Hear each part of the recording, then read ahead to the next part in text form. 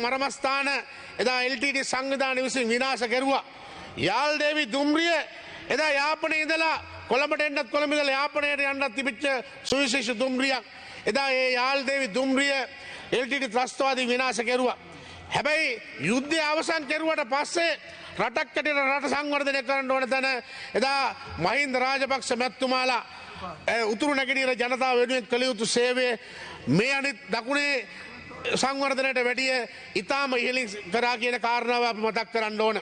අපි දන්නවා දෙමළ ජනතාවට යම්කිසි ප්‍රශ්නයක් තියෙන්න පුළුවන්. දෙමළ ජනතාවගේ ප්‍රශ්න විසඳන්න වැඩපිළිවෙලක් අපි සියලු දෙනාට තියෙන්න ඕන. හැබැයි අපි දෙමළද සිංහලද මුස්ලිම්ද කියලා එකට එක බෙදී වෙන්වීම නෙමේ යුතුයකම වන්නේ. එක එක්කෙනා දේශපාලන වශයෙන් වෙන්වීම නෙමේ යුතුයකම වන්නේ. ඒ නිසා මේ යුතුයකම ඉෂ්ට කරන කාලේ අපි මේ 225 දෙනා අතරින් අපි ඕනම කෙනෙක් එක ගන්න ඕන. ඒ නිසා යුතුයකම ඉෂ්ට කරන්න නම් අපි JVP අපි ශ්‍රී ලංකා අපි UNP අපි වෙනත් දේශපාලන පක්ෂ කියලා එහෙම නැත්නම් අපි දෙමළ සිංහල මුස්ලිම් කියලා දෙකට තුනට බෙදලා ඉන්නවා නම් ගරු මූලාසන රූඩ මන්ත්‍රීතුමනි ඒ අපි කරන ලොකුම අභාග්‍ය සම්පන්න සිද්ධියක්.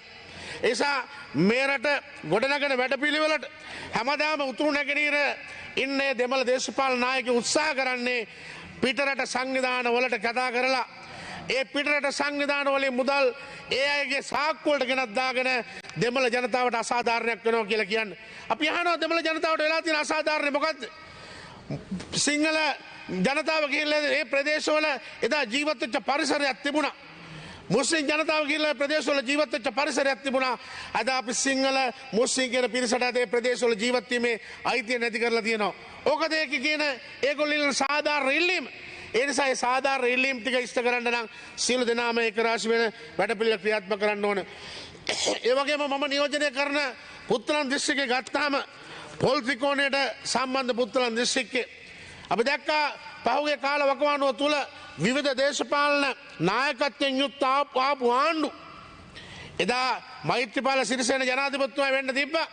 රනිල් වික්‍රමසිංහ මැතිතුමා එහා පැත්තේ ඉන්නකොට ඔය යහපාලන කණ්ඩායම හිටපු ඒ ආණ්ඩුව වෙන්න තිබ්බා. එහෙම නැත්නම් වෙනත් අපේ දේශපාලන වශයෙන් තිබිච්ච ආණ්ඩුව වෙන්න තිබුණා. හැබැයි පොල් ත්‍රිකෝණේ පොල් ටිකේ අවශ්‍යතාවය ගොඩනගන්න පොල් සංවර්ධනය කිරීමේ වැඩපිළිවෙලට අද මේ අවස්ථාවේදී ඇති කරලා තියෙනවා කියන කාරණාව මතක් කරනවා. ඒ වගේම පොල් ඉඩම් කට්ටි කරලා තිබිච්ච පොල් ගස් ටික නැති කරලා දාලා ඒ කට්ටි කරපුවකින් සාක්කුවට යන සල්ලි ප්‍රමාණය අද නැති කරලා තියෙනවා මේ වැඩපිළිවෙලත් එක්ක. ඒ වගේම අපි දැක්කා විශේෂයෙන්ම දියර කිරි භාවිතාව තුලින් මිලියන 100ක වැඩපිළිවෙලක් ලබන අවුරුදු තුල ක්‍රියාත්මක කරනවා. අපි දන්නවා අද විවිධ නම් වලින් කිරිපිටි වර්ග වල නම් කියනවා. අද පොඩි දරුවට ඒ කිරිපිටි පැකට් එක නැත්තම් බඩගිනි ඉන්නවා කියලා මේ ටීවී වල කියනවා. එහෙම නැත්තම් විද්‍යුත් මාධ්‍ය වල කියනවා. අපි ඒක දකිනවා. හැබැයි දියර කිරි අපේ දේශීය නිෂ්පාදනය වැඩි කරලා ඒ තුලින් ජනතාවට යහපත් අවස්ථාවක් ලබා දෙනවා නම් මම හිතන්නේ ඒක තමයි රජයක් හැටියට කළ යුතු කාර්යභාරය කියන එක අපි දකිනවා. ඒ නිසා ඒ දියර කිරි වැඩපිළිවෙල ක්‍රියාත්මක කරනවා වගේම එදා අපි දැක්කා අපේ ප්‍රදේශය තුල මේ ලංකාව තුල අපේ තිබ්බා කංකසන්තුරේ සිමෙන්ති සංස්ථාව තුල්ලිරිය පෙහකම්මල කැලණි ටයර් එක උපාලි ෆියට් එක වාලච්චන කඩදාසි ඔරුවල වානේ එහෙම කියලා අපේ රටේ අපිට තිබිච්ච ආදායම් උපයන්න පුළුවන් උත්පාදනය කරන්න පුළුවන් වැඩපිළිවෙලක් අපේ රට තුල තිබ්බා. හැබැයි මේ එක දේශපාලන නායකයෙක්වත් ඔය කණ්ඩායම් වශයෙන් බෙදලා ඉන්න එක නායකයෙක්වත් තීන්දුවක් ගන්නවද මේ රටේ එකට එකතු වෙලා නැවත වාරයක් අපි ඒ නිෂ්පාදනය එකතු කරගෙන අපි පිටරටට විකුණලා අපිට ඩොලර් රුපියල්ට පුළුවන් කියන කාරණාව.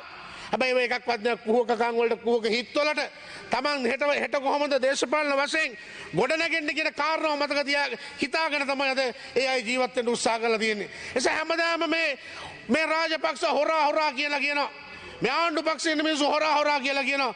අපි කියන්නේ යනවාද සජිත් ප්‍රේමදාස සංස්කෘතික අරමුදලේ හොරා කෑවා කියලා අර මේ වික්‍රමාධිපති කියපු කතාව අපි කියන්නේ යනවාද?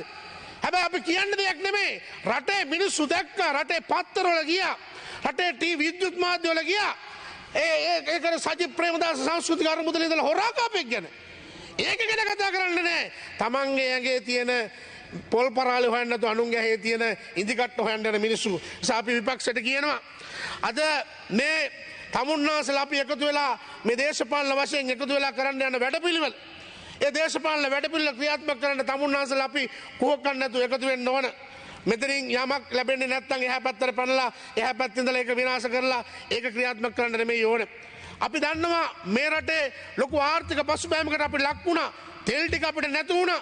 අපිට විදුලිය නැතු වුණා. අපි දන්නවා අපිට ප්‍රශ්න ටිකක් අපිට මුහුණ දෙන්න සිද්ධ වුණා.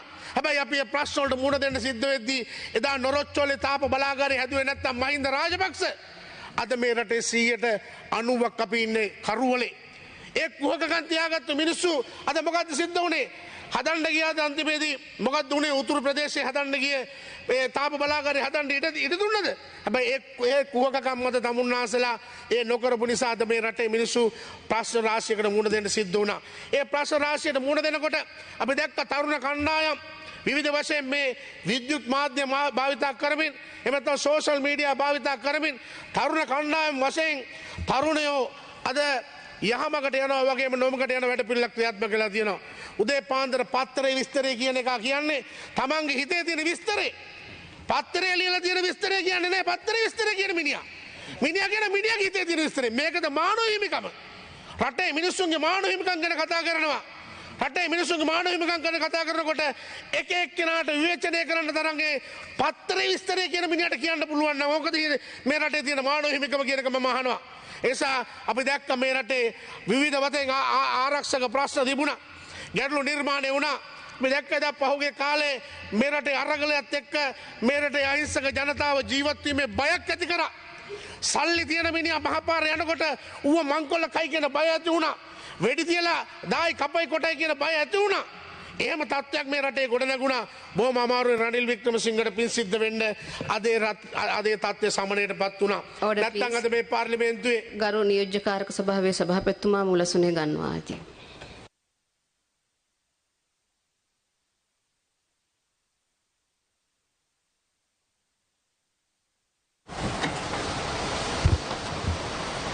Honourable member, please continue the speech.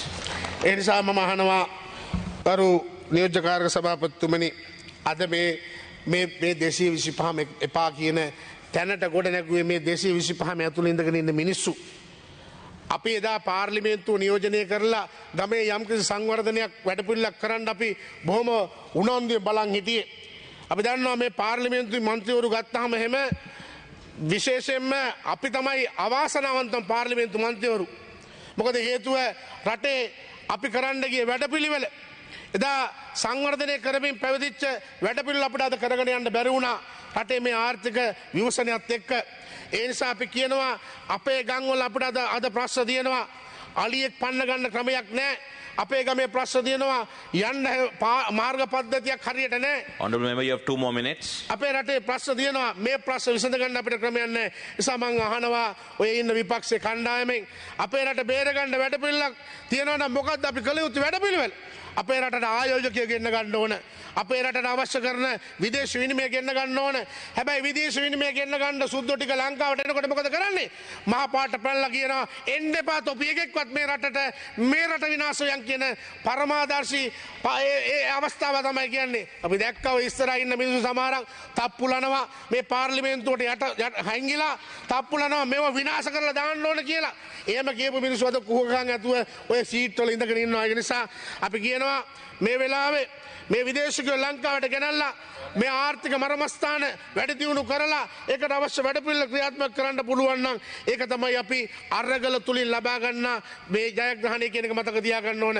අපි දැක්කා එදා දේශපාලන නායකයන්ගේ හිතවල තිබිච්ච සමහර දේවල් අද මේවත් එක්ක වෙනස් වුණා. ඒ වගේම රටේ හිටපු මේ රාජ්‍ය නිලධාරීන්ගේ සමහර දේවල් මෙවත් එක්ක වෙනස් වුණා. සමහරක් උදවිය බය වුණා. ඒව අරගල හොඳයි. හැබැයි අරගල වලට මුවා වෙලා රට විනාශ කරනවා නම් ඒව නෙමෙයි අරගල කියලා කියන්නේ. රටට අවශ්‍ය කරන වැඩපිළිවෙල ක්‍රියාත්මක කරන්න ඒ දේශපාලන වශයෙන් අපිට කරන්න පුළුවන් මොනවද කියන යුතුයකම පක්ෂපාත ಜಾති ආගම් ભેදයකින් තොරව ක්‍රියාත්මක කරනවා නම් ඒක තමයි අපිට වඩාත්ම බලපාන්නේ කියන එක මතක් කරනවා. ඒක නිසා විශේෂයෙන්ම අවසාන වතාවට අද විදුලි බල මණ්ඩලය ප්‍රතිව්‍යුහගත කරන්න හදනවා. ඒක ඇත්තම හොඳ කාරණාවක්. අපිට ප්‍රශ්නයක් තියෙනවා විදුලි බල ප්‍රශ්නේ පිළිබඳව. Member, please wind up. විනාඩියක් දෙන්න. අපිට ප්‍රශ්නයක් තියෙනවා විදුලි බලය ප්‍රශ්නය පිළිබඳව. එක තාප බලාගාරයක් හදන්න නැතුව, එක සුළං විදුලි බලාගාරයක් තව හදන්නේ නැතුව, එක සූර්ය බල ශක්තිය ගේන්නේ නැතුව අපේ රටේ කොහොමද අපි ජීවත් වෙන්නේ? ඒකට අවශ්‍ය රාජ්‍ය වැඩපිළිවෙල කරන්න ඕනේ විදුලි බල මණ්ඩලයේ නිලධාරීන්. ඒ නිසා නොරොච්චෝලේ බලාගාරය ගෙනාපු වැඩපිළිවෙලත් එක්ක රට ස්වයං පෝෂිත කරගන්න පුළුවන්කම ලැබුණා නම් ඉදිරියේදීත් අපි ඉල්ලීමක් කරනවා මේ රටේ මේ කුහක දේශපාලඥයෝ ඔක්කොගෙම පුළුවන් නම් අපි ඔක්කොම එකට එකතු වෙලා එක පොකුරක ඉඳගෙන මේ වැඩ පිළිවෙල ක්‍රියාත්මක කරන්න කියලා මම එක උදාහරණයක් කියලා නවත්තන්නම් ගරු මේ සභාපතිතුමනි මේ ඔක්කොම දේශපාලඥයෝ එක වලකට දාලා පෙන්නන්න එක වලකට දාලා පුළුවන් නම් එකෙකුටවත් ගොඩ යන්න පුළුවන් නේද කියලා යන්න බෑ ඇයි ඇඳිවත ඉරාගෙන වත් එකට එකතු වෙලා යන්නේ නැහැ එකාට එක කකුලෙන් ඇදලා බිමට ඇදලා දානවා ඒක තමයි ඔය දේශපාලඥයෝ සියලු දෙනාගේම තියෙන ක්‍රමවේදය ඒක නිසා ඒ වෙනස් කළ යුතුයි ඒ වෙනස් කරන්න තමුන්නාන්සේලාගේ සහාය ලැබෙන්න කියන ආදරණීය ඉල්ලීම කරමින් මම නියැලෙන බොහොම ස්තුතියි. Thank you. Honorable Rauf Hakim, you have 9 minutes. 19 minutes, sorry. Thank you. Bismillah ar-Rahman ar-Rahim. Honorable Deputy Chairman of Committees, I am pleased to say a few words on the contents of the budget speech made by His Excellency the President. President Ranil Wickremesinghe perhaps maybe when you compare with his predecessors, with the exception of late President J.R. Jayawardeneh, would be the most economically literate president that we have got. So it is for that reason that sometimes when you look at the fundamentals of the budget that he has presented, there is not much for us to criticize because of the dire economic circumstances in which we are now placed. It is inevitable that we follow a different path than what we have followed earlier. So he has laid out the details of the framework within which this budget has been presented. In my speech, I would deal with some of the elements with some bouquets and some with brickbats, depending on the perception that we in the opposition have towards the proposals that have been made. Now, primarily speaking, first of all, let me point out about the civil liberties in this country. For us to have a stable economy, for us to have proper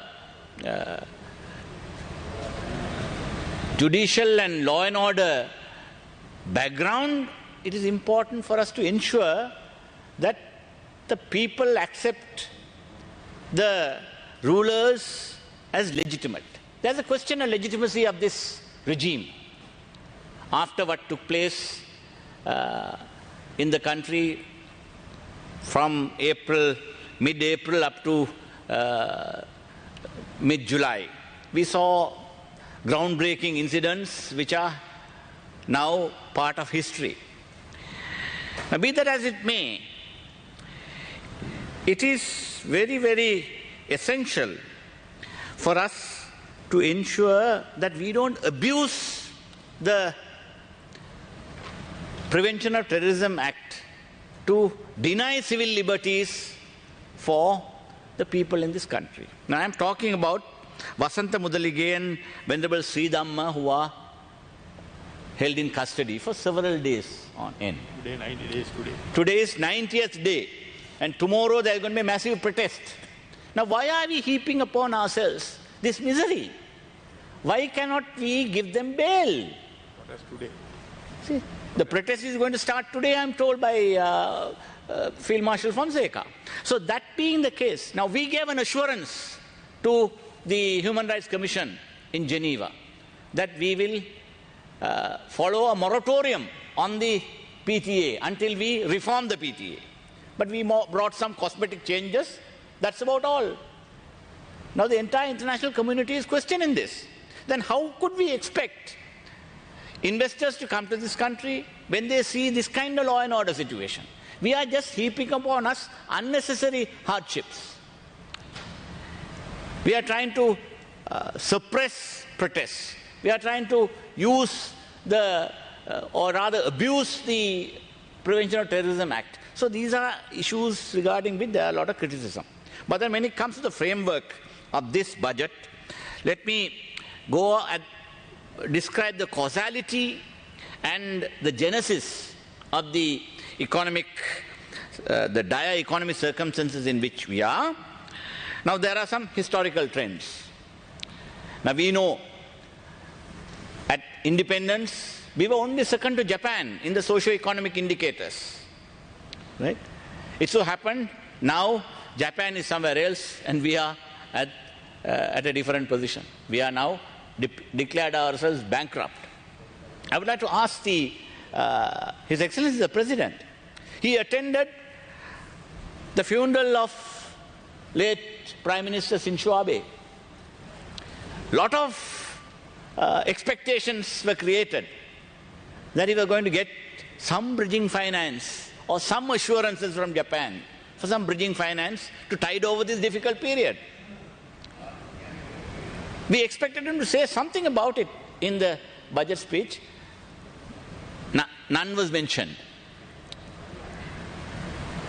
But surprisingly, the Prime Minister's office in Japan or the Foreign Ministry spokesman also sought to deny certain statements made by our President's entourage after the meeting with the Japanese Prime Minister. So what happened to the bridging finance? That was to come.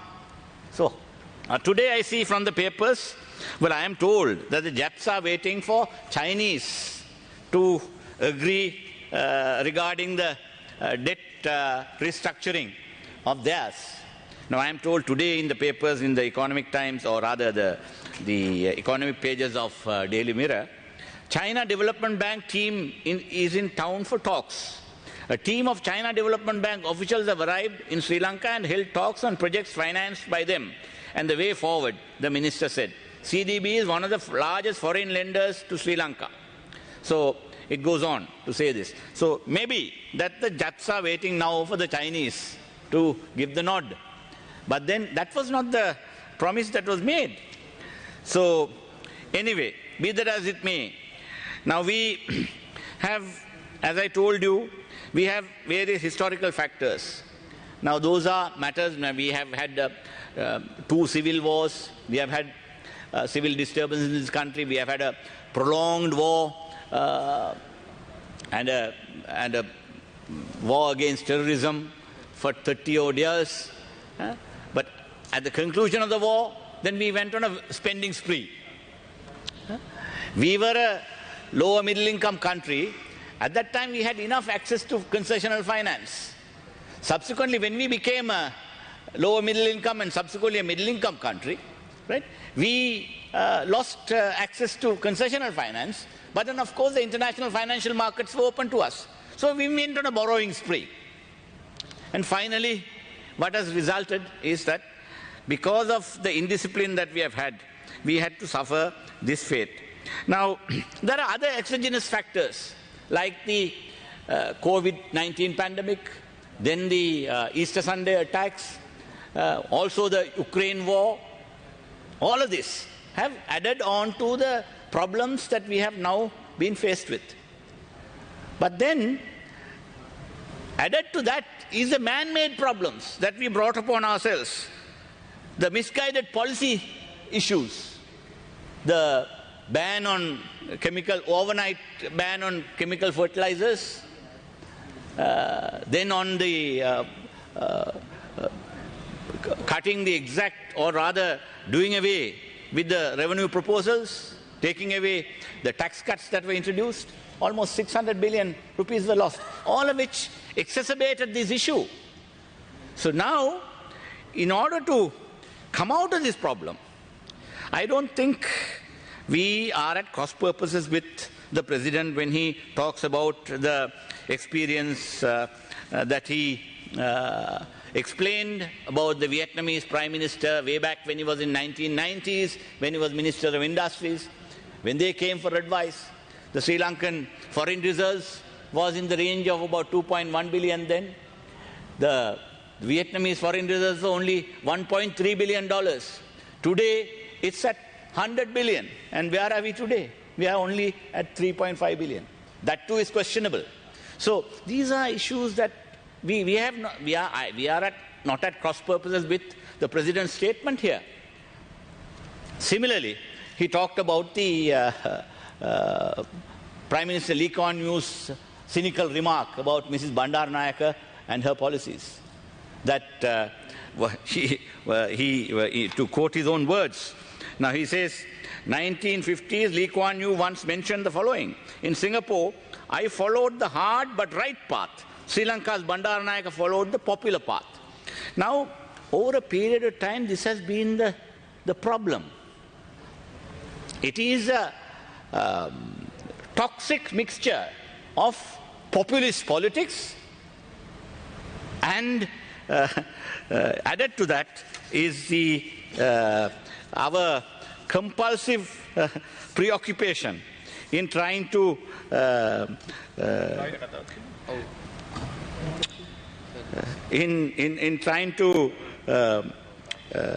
have entrenched entitlement culture.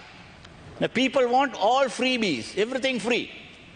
Now, this is what has resulted in these dire economic circumstances that we are faced with. Therefore, now what we did was continuous fiscal deficits over a period of time. Then fiscal deficits were financed by the Treasury all the time, forgetting the fact that there was always a revenue shortfall. We never reached the ambitious levels to which the revenue was to be collected.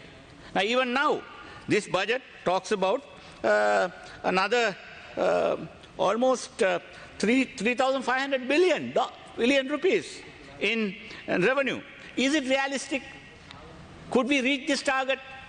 Of course, the tax revenue will increase with the VAT based on inflationary position, that is, the inflationary prices will result in to a certain amount of tax being collected. But then we have to try and see whether these reforms that have been suggested. Now, let me talk about now, our problem has been always the fiscal forbearance on the monetary side. The monetary policies have got to go along with, it has to adjust itself when there is some fiscal forbearance. This has always happened.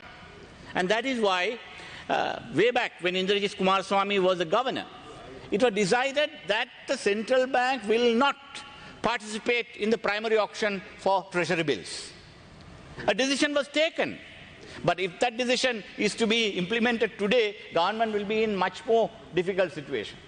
They will not be able to resort to this so-called high-powered money printing through the central bank participating in the primary auction of the treasury bills. Huh?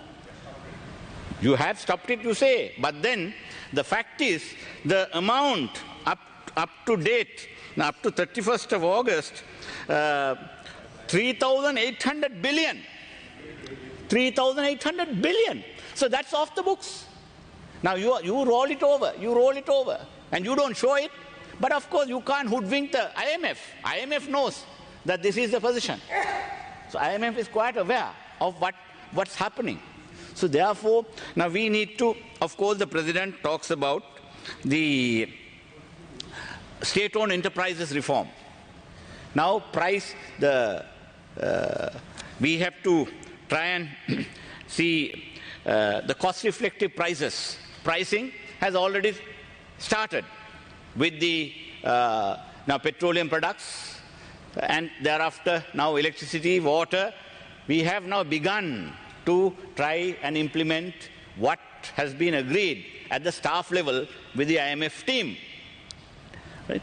But in the meantime, how about disposal of assets? Now there is so much of low-hanging fruit that we can get rid of.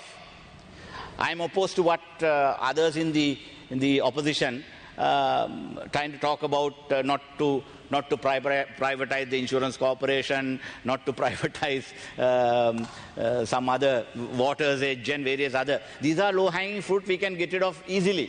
But then the question is there must be some transparency in how the final deal is struck, and this House must be kept informed as to what is going to happen. But in the meantime, the President also is talking about, then there is importance in this independence of the central bank. Now, independence of the central bank and this political fujigraphing with the central bank will have to stop. We have two good officials. The governor is a central banker himself, then the Treasury Secretary himself is also somebody who has come from those traditions. So we have good officials who are in charge, but then they must be given the independent role to play. Then also we must bring the Fiscal Responsibility Act. Fiscal Responsibility Act is something that, though we have it, it lacks teeth. If there is a violation, there must be some punishment. Something must be imposed against the people who violate the Fiscal Responsibility Act and its provisions. So these are things that we have to try and do. Then the other is a business climate. The Doing Business Index. I'm told there is a committee now appointed and that some proposals are expected. I would like to also refer to some important suggestions made by the committee that has been appointed by the first reporter, the subcommittee in identifying short and medium-term programs related to economic stabilization of the National Council. Now, I also participated in some of the discussions. Honorable Champika Ranawaka, I think this is relevant to you, Honorable Minister of Health. He has made some important suggestions regarding the purchase of essentials. Now, we have to find, now I know vessels are staying outside with loads of fuel, but we can't find the dollars to pay. So days on end, they are anchored outside the harbor, and then we have to pay demurrage charges. We have had the similar experiences with medicines for your to purchase the medicines, we face the same problem. We had to find the dollars to purchase medicines. Now here, there are some important suggestions made by the committee, the subcommittee by the National Council, appointed by Parliament after the latest reforms. Important suggestions have been made. It is reported that a sum of approximately rupees 160 billion is spent on importing pharmaceuticals annually, and 85% of that is spent on imports, US dollars 380 million.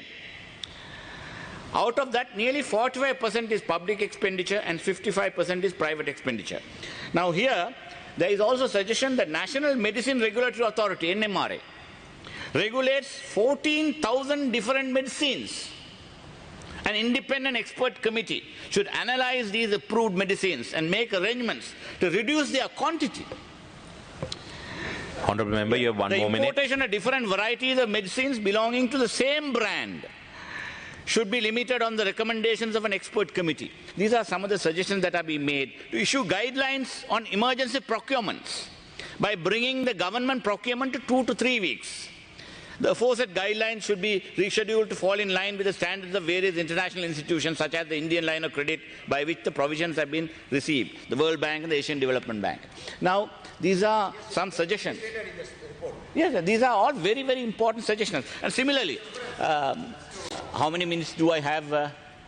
Your time is already over. I'm just finally. Honourable Kaili Rambakala. I finished. You can comment when you are speaking. Honourable Minister. Honourable Rauf Hakim, please wind up. I'm winding up. Now, similarly on transportation also some important suggestions have been made. I think these are all matters that the government must take into account. And all in all, we find, though there are some criticisms, then the other thing is unnecessary expenditure. The expenditure cuts. Now, defence expenditure has been increased by many billions. You see this Akuregoda building. Why can't we wait for a few more years? Why do you have to spend such a large sum of money for your defense secretariat? Right?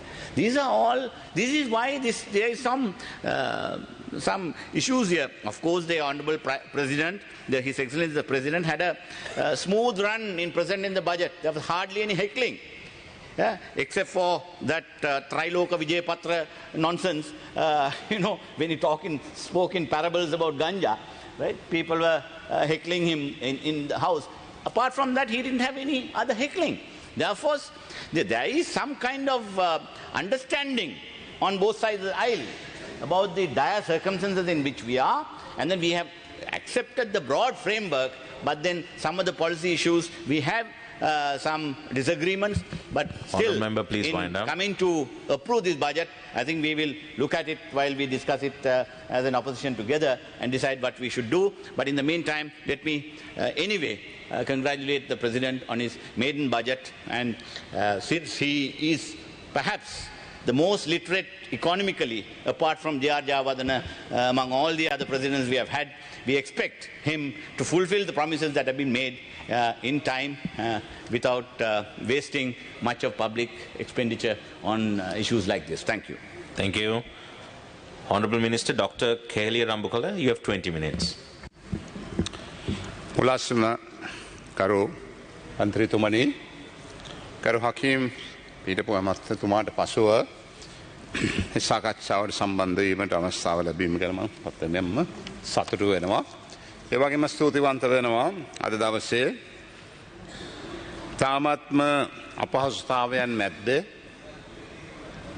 ඉදිරිපත් කරලා තියෙන අයවැය සම්බන්ධව කරුණු සාකච්ඡා කිරීමට සහභාගී වීමට අවස්ථාව ලැබීම සම්බන්ධව මම මේ සහභාගී වෙන 27 වෙනි අයවැය විවාදය. හැබැයි 26 වෙනි විවාදය ගත්තොත් සහ 26 සිට 1 දක්වා ගත්තොත් බොහෝ දුරට අපි දැක්කා එක හා සමාන්තර කරුණු ගණනාවක් එකේ තිබ්බා. පොඩි වෙනසක් මේ අයවැය වෙලා තියෙනවා. අයවැයක් හැටියට ලොකු වෙනසක් වෙලා තියෙනවා. ආකල්ප හැටියට පොඩි වෙනසක් වෙලා තිබෙනවා. සමස්තයක් හැටියට විවේචනය කරනවට වඩා යම් යම් අවස්ථාවලදී මේ තියෙන තත්ත්වයන් තුළ ගෙනියන අයවැය විශේෂයෙන්ම දැන් හකිම් මැතිතුමාගේ අවසානය ගත්තොත් යම් කිසි සාධනීය තැනකට ගෙනල්ලා තියෙනවා. අපි අවුරුදු 75ක දේශපාලනයක් ගැන කතා කරනවා. අවුරුදු 75ක් කණ්ඩායම් දෙකක් විසින් තුනක් විසින් විවිධ ආකාරයේ දේශපාලනය කරයි කියලා. ඒ වගේම කල්පනා කරා කතා කරා 52 per capita income එක 90යි ජපානයේ අපේ 89යි එහෙම තිබ්බකේ අද තියෙන වෙනස ගැන කතා කරා. හැබැයි අපිට අමතක කරන්න බෑ මේ අවුරුදු 75 ඇතුළත අවුරුදු 30කට ආසන්න කාලයක් මේ රටේ මහා විනාශකාරී යුද්ධයක් තිබ්බා. අපි සංචාරක ව්‍යාපාරයේ ලක්ෂ 25ක් 30ක් බලාපොරොත්තු වෙනකොට ඒක ලක්ෂයට බැහැලා හෝටල් ක්ෂේත්‍රයේ වැහිලා එහි කටයුතු කරපු සියලු දෙනාට ණයබරින් මිරිච්ච ඒ අමිහිරි අතීතයක් අපිට තිබ්බා. ඒ වගේම 1954 ගත්තොත් හර්තාල් එක හැටියට මේ රටේ අනවශ්‍ය ප්‍රශ්නයකට මුල පිරුවයි කියලා අපිට කියන්න පුළුවන්. ඒ වගේම 71 මේ රටේ මහා දැවැන්ත විනාශයක් ඇති වුණා. ඒ වගේම 88 89 කාලේ අවුරුදු 10කට 15කට විතර බලපාන බස් 600ක් ගෙනි තියෙන තැනකට ලංකාවේ ප්‍රවාහන ක්ෂේත්‍රය ගැන අද කතා කරන මේ රටේ ට්‍රාන්ස්ෆෝමර් ගෙනි තිබ්බ සංස්කෘතියක් එක්ක තමයි මේ අවුරුදු 75 ගිහිල්ලා තියෙන්නේ.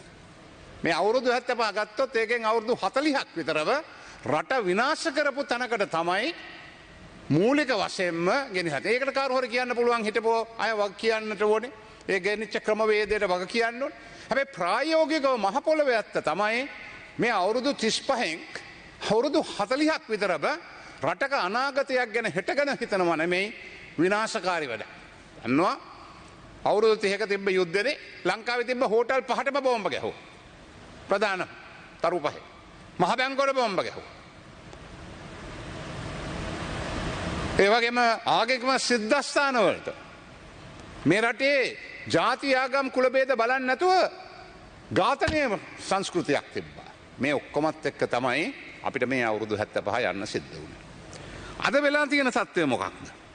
අද වෙලා තියෙන තත්ත්වය මේ අයවැය මම හකීම් මහත්මයාත් එක්ක එකඟ වෙන ප්‍රමේයම හෝ එදා අයවැය දවසේ එළියට ඇවිල්ලා කිව්වා conceptual budget කියලා. හරියටම හරි. මේ අයවැය දිහා අපි බලලා මේ අයවැයේ අපි ගත්තොත් කරුණාකාරණා මේ කැපිටල් එක්ස්පෙන්ඩිචර් එහෙම නැත්නම් මේ වගේ දේවල් ගොඩනගන්න යනවා. එහෙම කිසි දෙයක් වෙන්නේ නැහැ. බොහොම පැහැදිලිව කියන්නට ඕනේ. මේක අනාගතයකට ගොඩනගන්නට පුළුවන්. අනාගතයක් ගැන හිතන්නට පුළුවන්. වර්තමානයේ අර දෙන ඩෝලවුච් ටික එහෙම නැත්නම් කාර්යවරේ සතුටු කරන්න කරන දේශපාලන විද්‍යාවක් තුල වෙන වැඩ පිළිවෙලක් නෙමෙයි කියන එක අපිට පැහැදිලිව පේන්න තියෙනවා. ඒක හොඳ දෙයක්. මෙතෙක් කල් උනේ මොකක්ද? අයවැය ඉදිරිපත් කරන කට්ටිය කියනවා අපි ලෝකේ තියෙන හොඳම අයවැය ඉදිරිපත් කරයි කියලා. විපක්ෂය කියනවා ලෝකේ තියෙන ජරාම අයවැය ඉදිරිපත්. දෙගොල්ලෝ වැන ගන්නවා.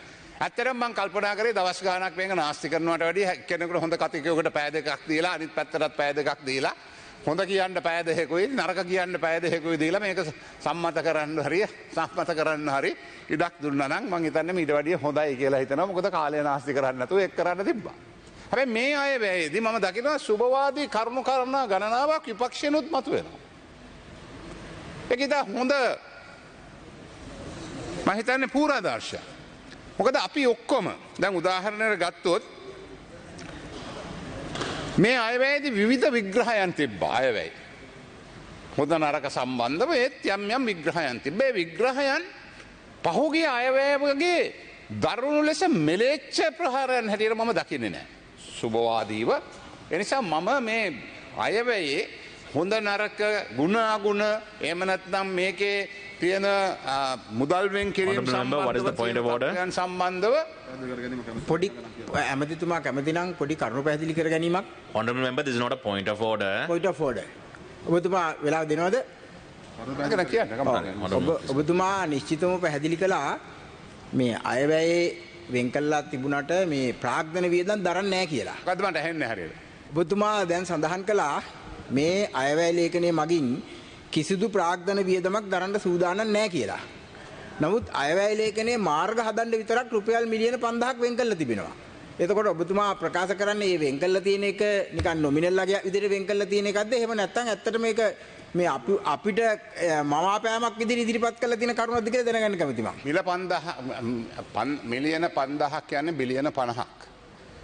බිලියන 110ක් ගෙවන්න තියෙනවා. ඒ නිසා මිලියන 5000යි. බිලියන 5යි. ඒ කියන්නේ බිලියන 110ක් ගෙවන්න තියෙනවා. ඉතින් ඒක නිසා ඒ අර්ථය තේරුම් ගන්න ඕනේ. එතකොට අපි ගෙවන්න තියෙන මුදල් එකක්වත් ගෙවලා නැහැ මේ මොහොත වෙනකොට. අපි කවුරුත් දන්නවා ගම්වල ඔය කරපු සංවර්ධන වැඩවල මුදල් වල තියෙන ප්‍රශ්නය. ඒ නිසා සංකේතවත් හැටියට අපිට account එකක් දාගන්නට ඕනේ, අපිට vote එකක් දාගන්නට ඕනේ. ඉදිරියේදී අපිට මුදල් ලැබුණොත් හරිය ඒකට දෙවන්න. vote එකක් තිබිය යුතුයි. ඒ නිසා ඒක සාධාරණ විය යුතුයි. මොකද හේතුව සංකේතවත් vote එකක් එතන තිබිය යුතුයි. ඒ නිසා ඔබතුමියගේ ප්‍රශ්නේ ඒකයි. ඒක බොහොම පැහැදිලි. ඒ නිසා ඔබතුමා කියන විදිහේ ඒ විද්‍යාවේ උදාහරණයක් මම කියන්න හොඳ විදියට. සංචාරක ව්‍යාපාරය දියුණු කළ යුතුයි. මිලියන 50යි වෙන් කරලා තියෙනවා. හැබැයි මිලියන 50 වෙන් කරලා තියෙන්නේ සංකේතවත් විදිහට vote එකක් ගන්න ඕන නිසා. අපි බලාපොරොත්තු වෙනවා අප්‍රේල් මාසේ වෙනකොට අපේ සාකච්ඡාත් එක්ක යම් කිසි විදිහේ ප්‍රගතියක් ඇති වුණොත් ඒ ප්‍රගතියත් එක්ක ඒ වට මැද්දේදී මුදල් වෙන් කරන්න හැකියාවක් තියෙනවා. මේක සරල අයවැය ඉදිරිපත් කිරීමක් ගරු මන්ත්‍රීතුමා. ඒ නිසා බොහොම පැහැදිලිව මේ අර සුපුරුදු ආකාරයේ අයවැයක් නොවන බව සඳහන් කරන්නට ඕන. ඒ වගේම තමයි අද මේ අද මෙවර අයවැය තුල අපේ එනම් දේශපාලඥයාගේ භූමිකාව ගැන සංවාදයක් ගොඩනගන්නට ප්‍රමුඛත්වයක් ලබා දීලා තියෙනවා. දේශපාලඥයාගේ භූමිකාව සම්බන්ධව සංවාදයක් ඇති විය යුතුයි. දේශපාලඥයා හුදෙක්ම අදහස් කරපින්නාගෙන එහෙම නැත්නම් මේ අපි මේ කතා කරන අපේ ප්‍රතිපත්තිය, අපේ වැඩපිළිවෙල, අපේ ස්ථාවරය කියලා. මම හිතන්නේ ප්‍රතිපත්ති වැඩපිළිවෙල වල සියල්ල පැත්තක තියලා සැලසුමක් එක්ක අපි ඒකට කියනවා අපි ගත්තොත්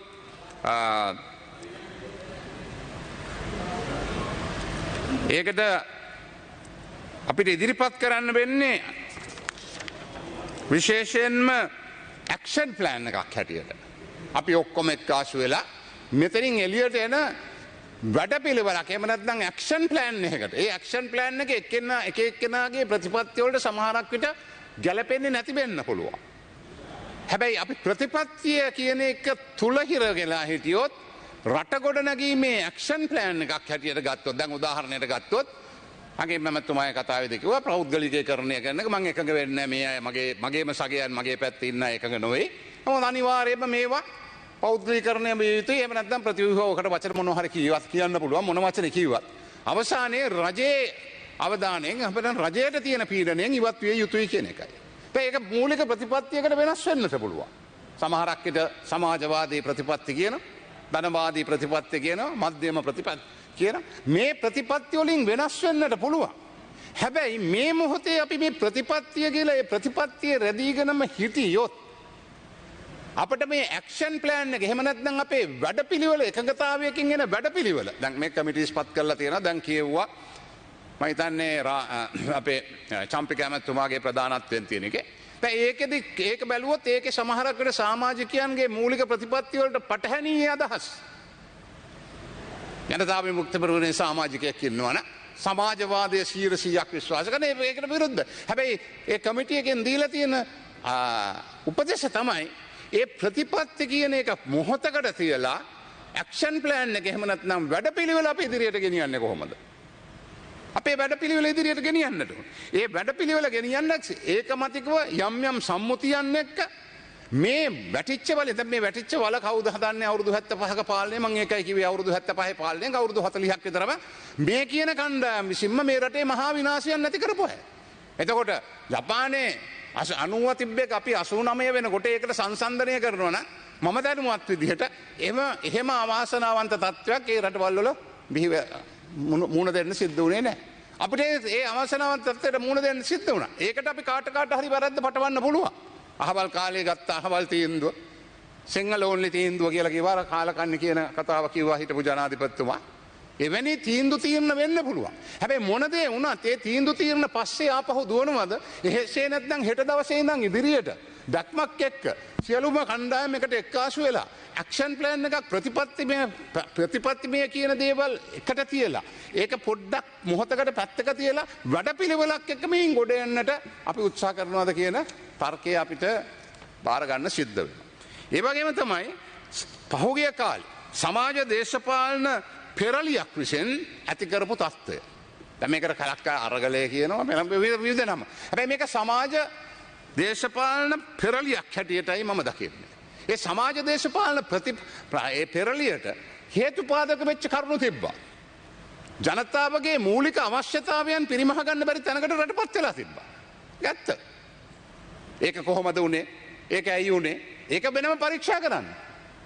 ඒකට නිශ්චිත වශයෙන්ම හොයාගන්න පුළුවන් නම් ඕන්ට දඬුවම් දෙන්න. ඒක වෙනම කතාවක්.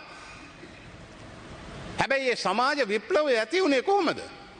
තෙල් පොලිමක පැත්තකින්, ආහාර අඩුභාවය තව පැත්තකින්, ගෑස් ටික හොයාගන්නට බැරි තව පැත්තකින්, වෘදුලිය පෑදවල හක් කැපෙන. ඒතකොට සමාජ පෙරලියක් එක්කයි ඇති උනේ. මේක මේ එක්කෙනාට එහෙම නැත්නම් අරගලයට මේ සංගමයට නෙමෙයි. සමාජ පෙරලියක් ඇති වුණා. මධ්‍යම පන්තිය පහළ මධ්‍යම පන්තිය ඒ පෙරලියට දායක වුණේ ඔවුන්ගේ ඊගාව සැලැස්මක් තිබ්බේ නැති එකත් පැහැදිලිව පේනවා. ඔවුන්ට තිබ්බ පීඩනයට ඇතිවෙච්ච සමාජ පෙරලිය තමයි එදා අපිට අත්දකින්න සිද්ධ වුණේ. ඒ සමාජ පෙරලිය හරහා පුරවැසියා වෙනස් වෙලා නැහැ. හැබැයි දේශපාලඥයා වෙනස් වෙලා තියෙනවා. දේශපාලන සංස්කෘතිය වෙනස් වෙලා තියෙනවා. දේශපාලනයාගේ භූමිකාව වෙනස් වෙලා තියෙනවා. වෙනස් විය යුතුව තිබෙනවා. ඒ ගැන තර්කයක් නැහැ. මොකද හේතුව තවදුරටත් අපට බෑ. අද මම ඇමතිවරයෙක් ඉඳලා මට අනිත් පැත්ත හැරිලා අහවලාගේ වැරද්ද නිසා මේ දේ සිද්ධ වුණයි කියන ප්‍රතිපත්තියෙන් එහෙම නැත්නම් සම්ප්‍රදායෙන් අපි ඉවත් වෙන්නට ඕනේ. ඒ වැරද්ද දැනගෙන තමයි අපි මේ වගකීම බාරගන්නේ. ඒ වැරද්ද අපි දැක තමයි වගකීම බාරගන්නේ. එහෙමනම් අපිට තියෙනවා. දැන් ප්‍රශ්න වගේක් තිබ්බා පහුගිය මට මතකයි සතියකට පමණ පෙර ප්‍රධාන පුවත් පතක ශීර්ෂ පාඨය තමයි රුපියල් 250 යම් බෙහෙතක් රුපියල් 40000කට අරන් කියලා. දැන් මම මේකට උත්තර දෙන්න ගියා නම් කියන්න වෙන්නේ අහවලාගේ කාලේ අහවල් දේ සිද්ධ වෙලා තියෙනවා. ඒ නිසා මට මේකට කියන්න බෑ කියලා. හැබැයි මම ඒක කියන එකේ මම බලාපොරොත්තු වෙන්නේ මොකක්ද? මම බලාපොරොත්තු වෙනවා නම් මම ඒකෙන් පාඩමක් ඉගෙන එහෙම දෙයක් නොවෙන්නට බග බලා ගන්න අතරතුරේ ඒකට හරියන විදිහේ දඬුවම් දෙන එක ඒ අංශ වලට බාර දීලා මගේ අමාත්‍යාංශයේ මම වගේ කටයුතු ටික මම ගෙනියන්න ඕනේ. මට බෑ කියන්න අහවලාගේ වැරද්ද නිසා මට මේ දේ සිද්ධ වුණා අහවලාගේ වැරද්ද නිසා. හැබැයි අපි සාමූහිකව මේ පාර්ලිමේන්තුවේ අපි සියලු දෙනා මේකයි එහෙමනම් 225ම මේ භූමිකාව තුළ අවුරුදු 75ට වග කියන්න ඕනේ විඩෙන් ඇතුළත්ව මේ රට විනාශ කරපු මේ රටේ යුද්ධ ඇති කරපු සිවිල් යුද්ධ ඇති කරපු ඒ සියලු කණ්ඩායම් ඒ සියලු කණ්ඩායමක් කියන්නේ.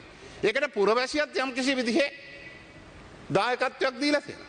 ඒ නිසා පුරවැසියා නෙමෙයි වෙනස් වෙන්නේ දේශපාලඥයාගේ භූමිකාව සහ දේශපාලඥයාගේ අපසරය ඉදිරි අනාගතය වෙනස් යුතු කාලයක් එළඹිලා තිබෙනවා කියන එක බොහොම පැහැදිලිව කියන්නට ඕනේ.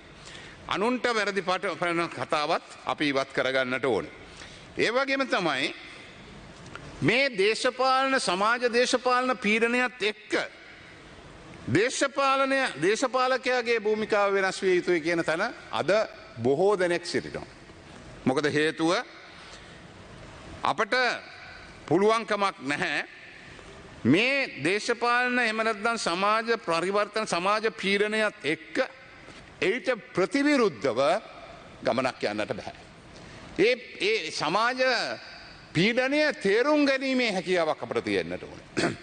ඒ නිසා ගරු මූලාසන මන්ත්‍රීතුමනි මගේ යෝජනාව තමයි මම යෝජනා කරනවා අපේ මේ සියලු දෙනාම එක නිශ්චිත කාලයක් තුල සීර වැඩපිළිවෙලක් එක්ක මේ අපි වැටිච්ච වලෙන් ගොඩ එන්නට කරුණු කාරණා ඉදිරිපත් කරමින් ඒ යෝජනා ක්‍රියාවට නැංවීමේදී checks and balances එහෙම නැත්නම් විටින් විට මේ සභාවේ මේ සාකච්ඡා කරමින් ඒ සමාජගත කරමින් මොකද සමාජයේ ලොකු කොටස්කාරයෙක් මේක ලොකුම නෙවෙයි ලොකුම කොටස්කාරයා මේ සමාජ තෙරපීම හරහා ලබා දීපු අවස්ථාව ප්‍රයෝජනෙට අරගෙන ඒ සමාජ පීඩනයට ලක්වෙච්ච කරුණු කාරණා සම්බන්ධව එකින්කට ගෙන මේක කාරු හරි කරන්න එපා.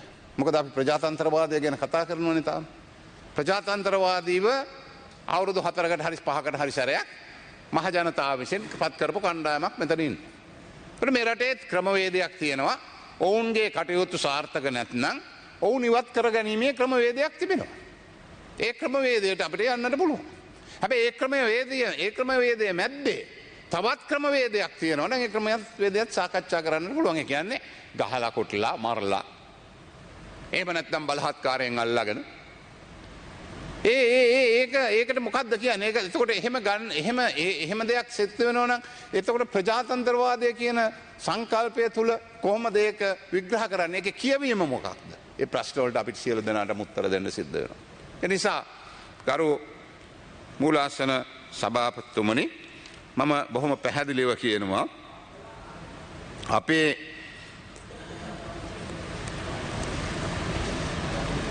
එනිසා අද අපේ තීරණය කරන්න ඕනේ මේ තියෙන පසුබිමත් එක්ක මේ අද ඉදිරිපත් කරලා තියෙන අයවැය මම සතුටු වෙනවා අපේ විපක්ෂයේ ගරු මන්ත්‍රීවරුන් ගණනාවක්ම යම් දේවල් වලට එකඟ වෙන්න බැරි වුණත් වෙනත් විකල්පයක් නැහැ කියන එකත් හැම වෙලේම කියවුණා. ඒ වගේම තමයි අපිට විවේචනය කරන එක තමයි රටේ පහසුම දේ. ඒක අපි හොඳට කරලා තියෙනවානේ. අපි දන්නවා විපක්ෂයේ ඉන්නකොටත් හැබැයි ඊට වඩා යම් දායකත්වයක් ලබා දීලා අපි සියලු දෙනාම කවුරුත් හිතන්න එපා අපි ඔක්කොම මේක විවේචනය කරනීමේ පලියටම අපට අවස්ථාවක් ලැබේ. ජනතාව එහෙම නැත්නම් පුරවැසියා අපිව දෝතෙන් බදාගන්න බලාපොරොත්තුවෙන් ඉන්නවයි කියලා වැරදි මතයක් ඇති කරගන්න එපා. අපි සියලු දෙනාම 225ක් ඉන්නවා මෙතන 3000ක් ඉන්නවා පළාත් සභාවේ 8000ක් ඉන්නවා ප්‍රාදේශීය සභාවේ. ඒ සියලු දෙනාම එකට එක්කව කරපුවාමත් 1,62,000ක් විතර වෙනවා ඒගායේගේ වැඩ කරේ. හැබැයි ඒ සියලු දෙනාමත් එක්කව වෙලා ඒ සියලු දෙනා ගැන නෙමෙයි පුරවැසියා බලාගෙන ඉන්න ඊට වඩා එහා ගිය එකට එක්කාස් වෙලා මේ රට ගොඩ ගන්න පුළුවන් වැඩ පිළිවෙලක්. අද මේ මොහොත වෙනකොට යම් දේවල් යම් මට්ටමකින් සාධාරණ තියෙනවා. ආහාර ද්‍රව්‍ය ටික තියෙනවා ගණන් වැඩි වුණා. කනිජ තෙල්වල ප්‍රශ්නය යම් මට්ටමකට විසඳලා තියෙනවා. ඒ වගේම අපේ විදුලි බල ශක්තිය සම්බන්ධවත් යම් කිසි විදිහේ සාධනීය පෑදල 14 වෙනකොට වෙලා තියෙනවා. හැබැයි ඒක සතුටුදායක වෙන්න පුළුවන්. එහෙම නැත්නම් එහෙම කරුණක් පමණක් නෙමෙයි. හැබැයි එතන අපි දකිනවා පුංචි අපි කියන පොඩි කවුලුවක් අපි දකිනවා එලියක් ලැබෙන. එතරින් ඉදිරියට යන්න පුළුවන් කියලා පුංචි අදහසක් අපිට තියෙනවා. අපි විශ්වාස කරනවා ඉදිරියේදී මේ සියලු දෙනාම එකට එක්කාසු වෙලා අපිට පුළුවන් නම් පුරවැසියගේ අදහසුත් අරගෙන මේ පුරවැසි බලය කියන එක බාල්දු නොකර පුරවැසි බලය කියන එක පල්ලෙහාට නොගිහින් පුරවැසි බලයට තැනක් දෙමින් ඒ පුරවැසි බලයත් එක්ක බද්ධ වෙච්ච දේශපාලන ගමනක් යන්න මං හිතනවා අපට හැකියාවක් ලැබෙයි කියලා. ඒ නිසා මම ගරු මූලාසන මන්ත්‍රීතුමාට කියනවා මං අයවැයේ තියෙන දේවල් විග්‍රහ කරන්න ගියේ නෑ කින් එකට කාරක සභා අවස්ථාවලදී මම බලාපොරොත්තු වෙනවා සෞඛ්‍ය සහ ජල සම්පාදනයේදී ඒ සම්බන්ධව ඒ අංශ සම්බන්ධව වෙන වශයෙන් විග්‍රහයක් කරන්නට වර්තමානයේ මා ඉල්ලා සිටින්නේ මේ දීලා තියෙන අවස්ථාව මේ රටේ සමස්තයක් දේශපාලඥයා මේ රටේ නිලධාරීන් මේ රටේ පුරවැසියන් මේ සියලු දෙනාම එකට ඉඳන් කතා කරන්නට පුළුවන් එකට ඉඳන් යන්න පුළුවන් ගමනක්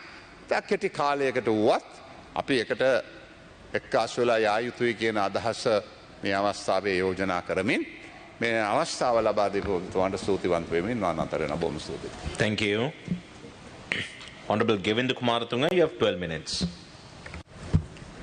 ගරු කාරක සභා සභාපතිතුමනි මුලින්ම කරුණු දෙකක් මව්බිමේ ආරක්ෂාව හා තිරපැවැත්ම වෙනුවෙන්. ඉඩම් මේ රටේ අවුරුදු දහස් ගණනක් පාලනය කළේ ඉඩම්වල රාජ්‍ය අයිතිය හා ඉඩම් රාජ්‍යයට මව්බිමට කරන සේවය අනුව භුක්ති විඳීමට දීම මගින්. ආචාර්ය රැල්ෆ් පීරිස් මහතාගේ සිංහල සමාජ සංවිධාන කෘතිය මේ සම්බන්ධයෙන් කළ විශිෂ්ට පර්යේෂණයක්. ඒ නිසා මේ රට රැක ගැනීමේ දියුණු කිරීමේ අභියෝගයන්ට මුහුණ දීමට රාජ්‍ය සතු ඉඩම් ප්‍රධානම සාධකයක්. ඒ නිසා මහවැලි ඉඩම් ජාතික සම්පතක්සේ සලකා රැක ගැනීම හා සමස්ත ජාතියේම වුමනාවන් වෙනුවෙන් යෙදවීම අප හැමගේ යුතුයකමක්. ගරු දිනේෂ් ගුණවර්ධන අගමැතිතුමනි, ඔබතුමා අගමැතිව සිටියේදී මේ දුෂ්ට යෝජනාව ක්‍රියාත්මක කරන්න නොදෙන ලෙස අපි ඔබතුමාගෙන් ඉතාමත්ම ඕනෑකමින් ඉල්ලා සිටිනවා. ඊළඟට ටෙලිකොම් හා ශ්‍රී ලංකා රක්ෂණ සංස්ථාව විකිණීමට කර තිබෙන යෝජනා. මේ අයවැයේ මුදල් සොයන්න හදන්නේ එයා ලංකා ශ්‍රී ලංකා ටෙලිකොම් හිල්ටන් හෝටලේ ශ්‍රී ලංකා රක්ෂණ සමාගම විකිණීමෙන්. එයා ලංකා සම්බන්ධයෙන් එය ප්‍රතිව්‍යුහගත කිරීම සම්බන්ධයෙන් මේ සභාවේ ගැටලුවක් තිබෙන එකක් නෑ. ඒත් අපි දැක්ක පසුගිය කාලේ එහි ලාභ ලබන අංශ ඒ දෙවන්ත පාඩුව ලබන අංශ වෙනුවට ලාභ ලබන අංශ කේටරිං සේවය ඉන්ධන සැපීම විකිණීමේ ප්‍රයත්නයන්. හිල්ටන් හෝටලේ සම්බන්ධයෙන් ගත්තත් 2017 වසරේදීත් හිල්ටන් හෝටලය ලාභී පෙව්වා. එතනින් පසුව 2018 19 2021 පාස්කු ප්‍රහාරය හා කොරෝනා වසංගතය හමුවේ පෞද්ගලික අංශයේ හෝටල් පවා ලාභ ලැබුවාද යන්න සැකසහිතයි. ශ්‍රී ලංකා ටෙලිකොම් හා ශ්‍රී ලංකා රක්ෂණ සංස්ථාව මේ ආයතන ප්‍රතිව්‍යුහගත කරන අවස්ථාවේදී ඇත්තට මේ ආයතන දැන්ටත් ටෙලිකොම් ආයතන ප්‍රතිව්‍යුහගත කරලා තින්නේ කියු දෙයක් තමයි තරංගකාරීත්වයට දොර ඇරීම වෙනත් දේශීය විදේශීය තරංගකරුවන්ට දොර ඇරලා දැන් බොහෝ කල. ඒ තරංගය තුලත් විදුලි සංදේශ ශේෂ්ත්‍රයේත් රක්ෂණ ශේෂ්ත්‍රයේත් ඊටම ඉහළින් සේවාවන් සපයන ආයතන දෙකක් සම්පූර්ණයෙන්ම පෞද්ගලික අංශයට විකිණීමට යන්නේ කුමක් සඳහාද? මේ රත්තරන් බිරිඳ කිකිලියගේ ඒ බිත්තර සියල්ල ලබා ගැනීමට කිකිලියව මරන්නට යෑමක් නොවේද? අපි අගමැතිතුමාගෙන් පොහොට්ටුවේ මිතුරන්ගෙන් අහන්නේ ඔබ ලැබූ ජනවරමට අපි ලැබූ ජනවරමට මේ ක්‍රියාකාරකම් එකඟද? රනිල් වික්‍රමසිංහ මුදල් ඇමැතිතුමනි, කරුණාකර අනාගත පරපුරටත් ලාභ ලබා දෙන මේ ආයතන දෙක ඉදිරි වසර දෙකේ ඔබතුමාගේ පැවැත්ම වෙනුවෙන් ඔබ රජයේ පැවැත්ම වෙනුවෙන් විකිණීමට කටයුතු කරන්න එපා. අපි දැන් අයවැය දෙසට හැලෙමු. කරුණාකරලා මට කතාව කරන්න පුළුවන්ද? ඒක මාර විකාරයන්නේ. Order, please allow the honourable member to speak.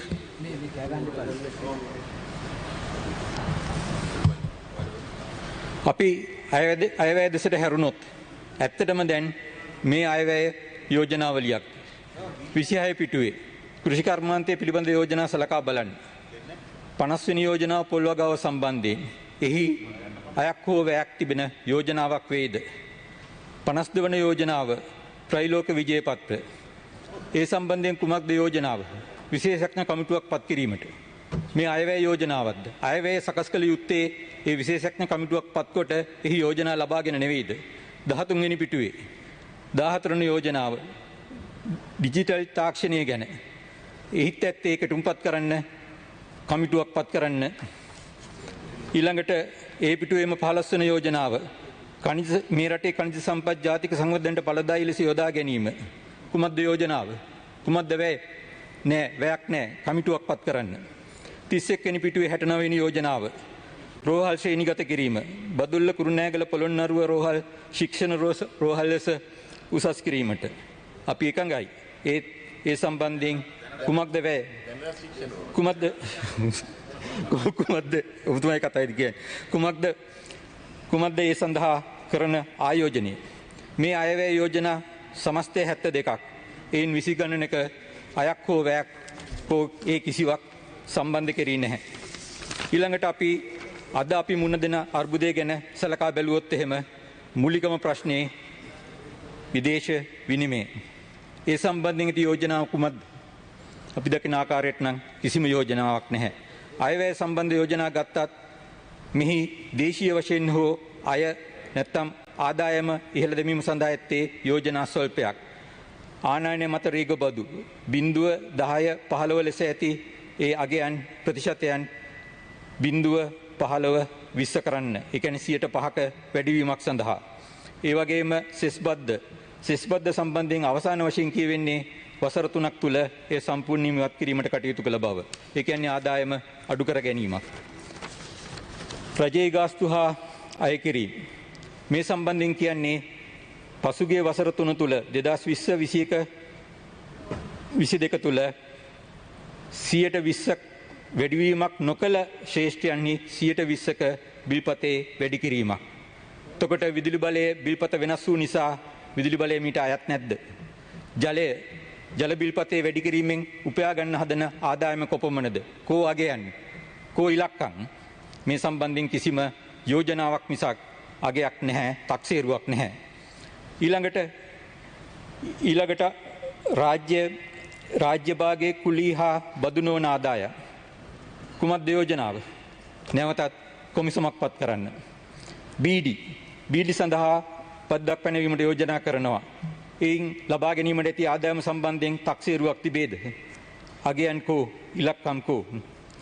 අවසාන වශයෙන් රථවාහන වල ආදායම් බලපත්‍රය ලබා ගැනීමේදී මාර්ග නඩත්තුවට රුපියල් 100ක ගාස්තුවක් අය කිරීම. මේ අයවැය තුල අපිට දකින්න ලැබෙන යෝජනා මෙපමණයි. විදේශ විනිමය අර්බුදයට මුහුණ දීමේ යෝජනා කවරේද? අපි මේ අයවැය ලේඛනය තුල පළවෙනි ඇමුණුම තියෙන අයවැය ඇස්තමේන්තු වලට අවධානය යොමු කරොත්, මොකද මේ භාෂාත්මක කතා තුල සුන්දර කතා කිවිය හැකිවත් සංඛ්‍යා බොරු නොකරන නිසා බදු ආදායම මේ වසරට ඇස්තමේන්තු කර ඇති බදු ආදායම රුපියල් බිලියන 1852ක්. ඒ ලබාගත හැකිද? දැනට මාස 10ක් තුල උපයා ඇති මාස 10මාරක් තුල උපයා ඇති සම්පූර්ණ බදු ආදායම රුපියල් බිලියන 1493යි. එතකොට එහි සාමාන්‍ය අනුව බැලුවොත් ඉතිරි මාසෙකමාරදී අය කරගත හැකි වෙන්නේ රුපියල් බිලියන 213යි. සමස්ත එකතුව රුපියල් බිලියන 1600යි. හැබැයි මේ වසරට ඇස්තමේන්තුව සංශෝධිත අයවැය අනුව මේ රනිල් වික්‍රමසිංහ ජනාධිපතිතුමාගේම මුදල් ඇමතිතුමාගේම රුපියල් බිලියන 1852ක්. රුපියල් බිලියන 250ක අඩුවක් ඉතා පැහැදිලිව පෙනෙන්න තියෙනවා. කමක් නැහැ. අපි ඒ ආදායම ඒ ඇස්තමේන්තුව හරි කියලා ගත්තොත් එහෙම රුපියල් මේ වසරේ බදු ආදායම රුපියල් 1852ක් කියලා ගත්තොත් ලබන වසරට 2023ට ඇස්තමේන්තුව කුමක්ද? රුපියල් බිලියන 3130ක්. 100ට කීයක වැඩිවීමක්ද? 169ක වැඩිවීමක්. බදු ආදායම 169ක වැඩිවීමක් මේ සංඛ්‍යාලේඛන දක්වනවා. උපරිම බදු වැඩිවීම යෝජනා කරන්නේ 120ක. වැට් බද්දේ 5%ක ආදී වශයෙන්. ඒ සියල්ල තුළ 120වත් සමස්තයේ පැමිණීමට නොහැකිව තිබීදී යෝජනාවක්වත් නොතිබීදී උපරිමේ 120ක් තිබීදී බදු ආදායමේ 69ක් උපයන්නේ වැඩිපුර 69ක් උපයන්නේ කෙසේද? මේ බදු නිසා සිදුවිය හැකිව තියෙන්නේ ඇතැම් ව්‍යාපාර වැසී ගොස් ලැබෙන බදු ආදායමත් අඩුවීම නෙවේද? ඊටත් වඩා බරපතලයි විදේශ විනිමය උපයා ගැනීමට කරන යෝජනා කුමක්ද කියන එක.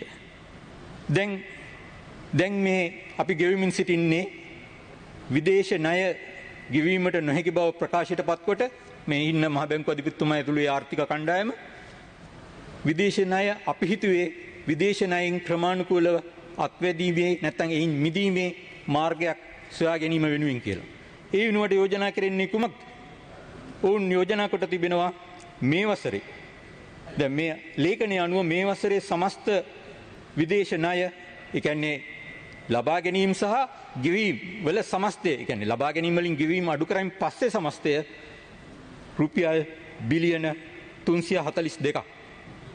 දැන් මේක සසඳන්න 2021 වසරේදී ගෝඨාභය රාජපක්ෂ ජනාධිපතිතුමාගේ කණ්ඩායම, එතුමාගේ කණ්ඩායම කියන එකත් නිවැරදිද දන්නේ නැහැ. මොකද මේ අයව පත් කරෙත් එතුමා නිසා. එහෙම ගත්තොත් එහෙමනම් ආටිගල කබ්රල් කණ්ඩායම විදේශ ණය ගෙවීම් සිදු කරා ගත්තු විදේශ ණය ප්‍රමාණයට වඩා. Honourable member, you have 2 more minutes. ගත්තු විදේශ ණය ප්‍රමාණයට වඩා ඩොලර් රුපියල් බිලියන 14ක් 2020 වසරේදී ගෙව්වා. මේ වසරේදී 342ක් නැවතත් වැඩිපුර රුපියල් කෝටි 342ක් ගැනීමට යෝජනා කරනවා. ලබන වසරට සමස්තයේ ගෙවීම් අඩුකොට වැඩිපුර ගන්නා ණය රුපියල් බිලියන 560ක්. ඒ කියන්නේ නැවතත් එතනත් මේ වසරේ ඇස්තමේන්තු විදේශ ණයට වඩා 63.7ක වැඩිවීමක්. මේ කුමක්ද මේ කරන්නේ? දැන් අපිට ණය ආපසු ගෙවන්න බෑ කියලා අපේ රට බංකොලොත් භාවයට පත් කළා. ඒ ණය පිළිබඳ දැවැන්ත විවේචනයක් ගෙනල්ලා මේ අයවැය ඉලක්කම් වල කියවෙන්නේ අපි තවත් ණයේ ගිල්වල ණය තිබුණටත් වඩා 63කින් ආදී වශයෙන් වැඩි කිරීමට කරන යෝජනාවලියක්. මෙවැනි යෝජනාවලියක් තුළ අපේ රටේ අනාගතය කුමක්ද?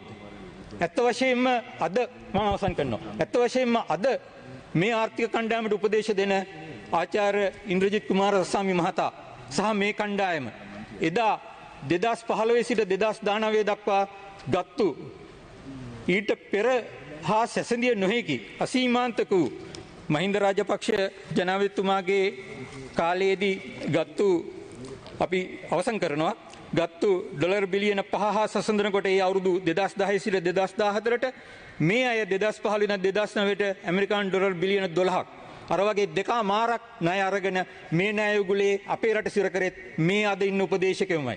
දැන් මේ අය අපේ රට බංකොලොත් බව ප්‍රකාශ කරමින් නැවතත් විදේශ විනිමය පිළිබඳ අර්බුදය විසඳන්න යන්නේ රට තවත් විදේශ විනිමය උගුලක සිර කිරීම තුල නම් තවත් විදේශ විනිමය ගැනීම තුල නම් අපේ රටේ අනාගතය කුමක්ද?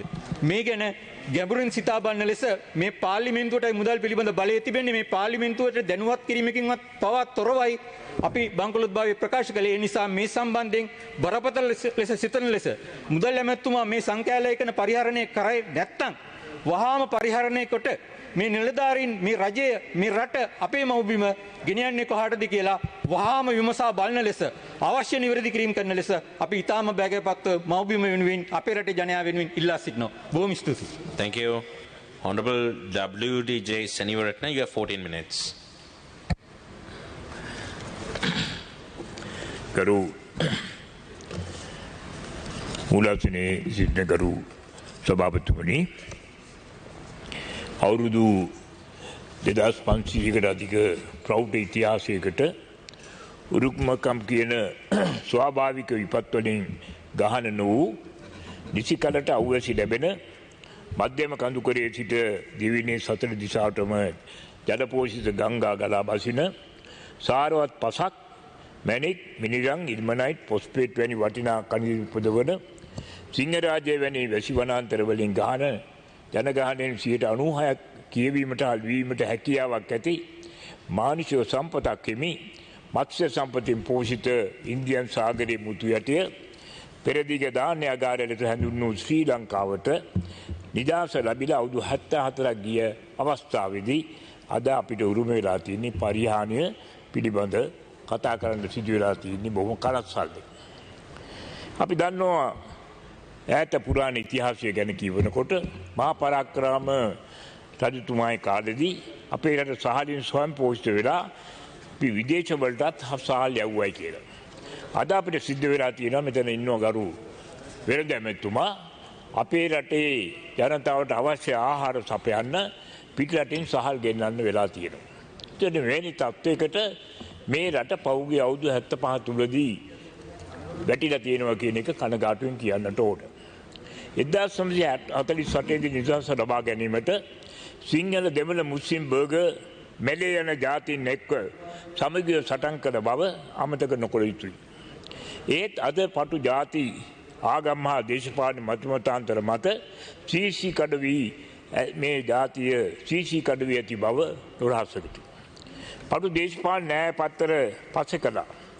හුදු මහජනතාව වෙනුවෙන් සියලු දෙනාම එක්ව පොදු ජාතික ප්‍රතිපත්තියක් සකස් කර ක්‍රියාත්මක කළ යුතු කාර්ය දැන්ටමත් පමා වී ඇති නමුත් මේ මොහොතේ හෝ එවැනි කටයුත්තකට එළඹීම රටේ අනාගතය යහපත් කරලීමට යොහල් වේ. ජාතික ආරක්ෂාව, සෞඛ්‍ය, අධ්‍යාපන, කෘෂිකර්ම, දීවර, කාර්මික, විදේශයන ප්‍රධාන ශේෂ්ත්‍රයන් සඳහා මෙම ජාතික ප්‍රතිපත්තිය කෙටුම්පත් කිරීම අත්‍යවශ්‍ය බව මම කිව යුතු ඇත. කුමන පක්ෂයක් බලයට පැමිණියද දීර්ඝ කාලීන සැලසුමක් අනුව අකණ්ඩව මේ ප්‍රතිපත්ති ක්‍රියාත්මක කිරීම තුළින් ශ්‍රී ලංකාව දැන්ට මුහුණ දී ඇති අර්බුදයෙන් මිදීමට මෙන්ම අනාගතයේදී මෙවැනි අස්ථාවර තත්ත්වයක් ඇති නොවීමට මහත් පිටුහලක් වන බව මම කියන්නට ඕනේ.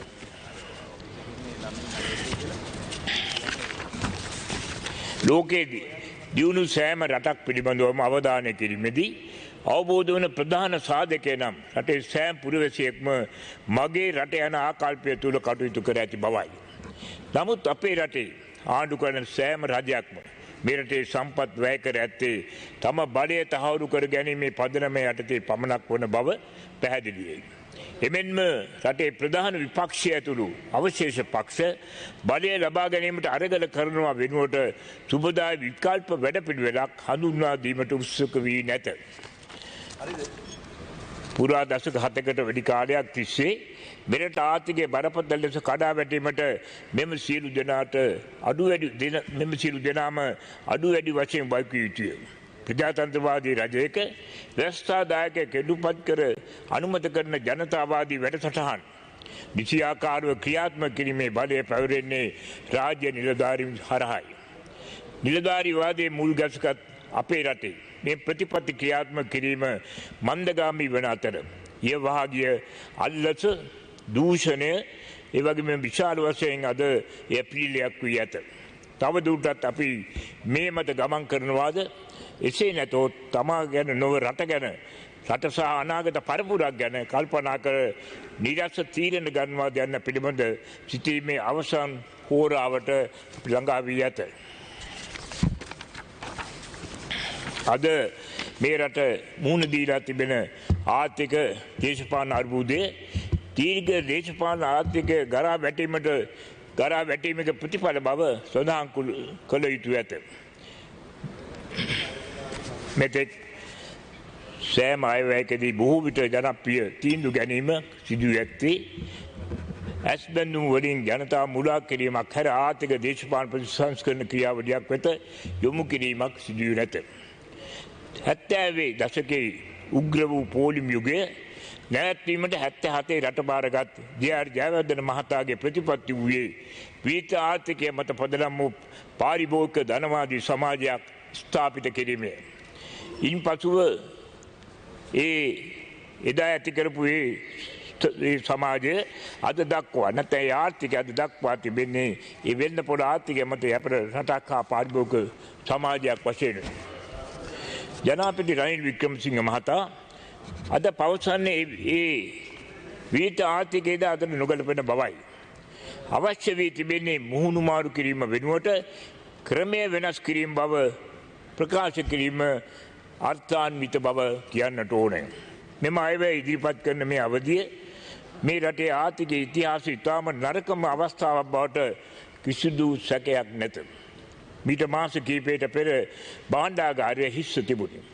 ඩොලර් සංචිතය සම්පූර්ණයෙන්ම පරිහානියට පත්ව තිබූ බැවින් රට තුළ තෙල් පෝලිම් ගෑස් පෝලිම් හැමතැනම දකින්න ලැබුණා. අද එම තත්ත්වය යම් තාක් දුරට දුරු වී තිබෙන බැවින් ඒ එක්තරා ප්‍රමාණයකට අස්වැසිල්ලක් ලබා දීමට අද එමට අස්වැසිල්ලක් තිබෙන බව ඒ තත්ත්වය අඩු වී තිබෙන බව නැත්නම් ඒ තත්ත්වය අද දුරු වී තිබෙන බව කියන්නට ඕනේ. අද නෑ දිනකට පැය 12ක් 13ක් විදුලිය කැපෙන්න. ඒ වගේම පෝලිං අද බොහෝ දුරට අඩු වෙලා තියෙනවා. මම හිතනවා මේක අපි කාටත් යම් කිසි සහනදායි වැඩපිළිවෙලක් ක්‍රියාත්මක වීමක් කියන එක කියන්නට ඕනේ. එතකොට මේ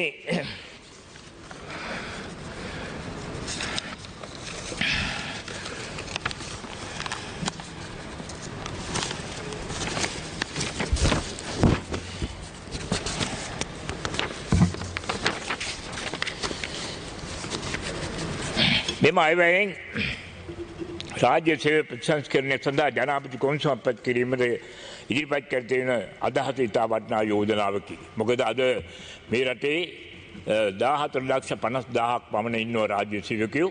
නමුත් මේ රාජ්‍ය සේවකයන් අතින් රටේ සිදුවන සේවාව ගැන අද රටේ තෘප්තියක් ඇත්තේ නැහැ. අද ජනතාව තුළ ඒ සම්බන්ධව සෑහීමට පත්වීමක් ඇත්තේ නැහැ. ඒ නිසා මම හිතනවා මේ සම්බන්ධව කොමිසමක් පත් කරලා මෙය නිවැරදි කිරීමේ පියවරකට අපි ආ යුතුව තියෙනවා. ඒ වගේම අයවැයෙන් ඉදිරිපත් කළා තියෙන සූර්ය බලශක්තිය නිපදවීමට පාසුකම් සැලසීම ප්‍රශස්ත යෝජනාවක්. අද සූර්ය බලශක්තිය නිපදවීම සඳහා අවශ්‍ය පැනලයක් සහ අනිකුත් උපාංගවල මිල අධික නිසා බොහෝ දෙනෙක් සූර්ය බලශක්තිය පෞද්ගලික වශයෙන් අද නිපදවීමට පසුබෑමට ලක් වෙලා තියෙනවා. එතකොට පහුගිය 14 වෙනිදා ඉදිරිපත් කරපු අයවැය ලේඛනයේ මෙම යෝජනා අතරට පාඩුවට දුන ශ්‍රී ලංකන් ගුවන් සේවය වැනි ආයතන ප්‍රතිව්‍යුහගත කළ යුතුය කියන යෝජනාව තියෙනවා. මේක ඉතාමත් වැදගත්.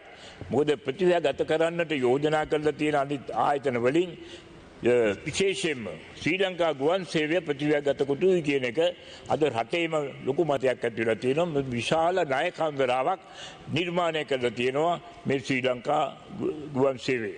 එතකොට විදුලි බල මණ්ඩලයත් කන්ද තෙල් සංස්ථාවත් මේ විදි ප්‍රතිව්‍යුහගත කිරීම දැන් ආරම්භ වෙලා තියෙනවා කියන එක මම හිතනවා අපිට දැනගන්න තියෙනවා. ඒ සත්‍යයක් ඇති කියලා. ඒ වගේම මේ අයවැය යෝජනා කරලා තියෙනවා ඒක යෝජනාවක් රජයේ රෝහල් වල ගෙවන වාට්ටු ඇති කිරීම ගැන. ඇත්ත වශයෙන්ම මේ අපිට අනුමත කරන්න පුළුවන් ඒ හොඳයි කියලා. මොකද අද පෞද්ගලික ආරෝග්‍ය ශාලාවල මිනිසුන්ව සූරා කෑමේ වැඩ පිළිලක් තියෙනවා. විශාල මුදලක් වැය කරන්න සිද්ධ වෙනවා